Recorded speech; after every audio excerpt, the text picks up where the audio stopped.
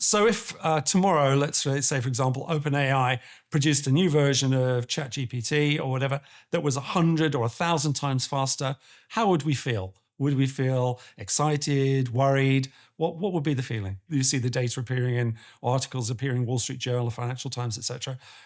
AI is going to eliminate 2/3 of all blue collar jobs. In fact, no, that's wrong. It's going to come for 90% of all white collar jobs, etc.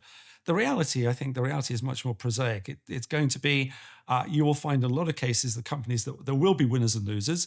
The companies that will win will adapt and use AI as a new tool. And like all tools, everything from stone tablets through to iPads, right? It was generally said, for example, that, each time we introduce a new technology, it causes a wave of unemployment. Actually, that's always been pretty much the opposite. The Industrial Revolution resulted in a lot more jobs.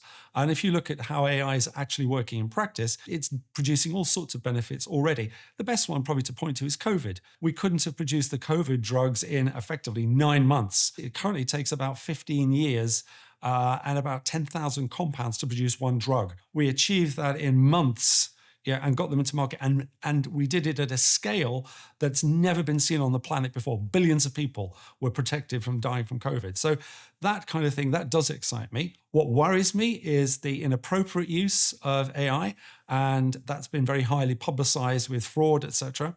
But it's a bit like any tool. You can think of any good tool.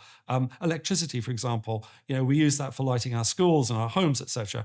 You also get people that are using it for manufacturing drugs and illegal weapons. So for every tool that's invented, there's always good uses and bad uses. And that brings you onto the problem of regulation. How do you regulate this stuff? Put too many rules and regulations around it, and it stifles innovation. And generally, it's been seen that innovation is a good thing. If you go back to Malthus and his basic ideas that, population will increase geometrically, but food will only produce arithmetically, one thing he missed out was innovation and technology.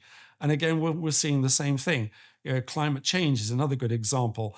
My wife's a geophysicist looking at the problems of sea level change. And when you start to dig into the models and understand what's going on under the bonnet, it becomes clear that the physics are changing, the chemistry is changing, the biology is changing. So we need to have models that are developing. And I would be worried if they weren't, because as we face those challenges, we need science and technology to support us in that journey. So I would be worried, I would be excited, but I'd also be optimistic as well. On balance, humanity's always managed to kind of do good things, more good things than bad things. World wars notwithstanding. But if you take a look at what's been happening in places like the Ukraine with the adaptation of drone technology, if you look at what's happening with fireworks, for example, fireworks now are becoming old hat. Pollution, danger, etc. Instead, you're seeing massive numbers of drones being put up. They're all driven by AI. You're seeing drones delivering goods from Amazon, etc. So I would be very optimistic about these things. There are two viewpoints, though, on that. If you look at the guy one of the co-founders of OpenAI, Mustafa Silliman, he's written this book recently, which I would urge you to read. It's not very expensive. It's on Amazon, The Coming Wave. And his view is that, we face 4 existential challenges, all of which could go horribly wrong. But on the other side, if you look at Michael Wooldridge, who's professor of computer science at Oxford, his view is that, the coming version of AGI, artificial general intelligence, is still some time away, and which is a bit like nuclear fusion. Nuclear fusion is always 10 years away, and perpetually it's 10 years away. Why is that? Well, solving the theoretical problems is one thing. Building a feasible commercial proposition out of it's quite another thing. And although we've got all the bits in place for artificial general intelligence, putting it all together is still really, really hard. No one has an answer to that. And if they tell you they do, I think they're either deluded, hallucinating, or lying. It's still a long way away, practically speaking. Do I think we're going to get there in the next 5 to 10 years? Absolutely. But it's the same 5 to 10 year cycle as fusion, I think.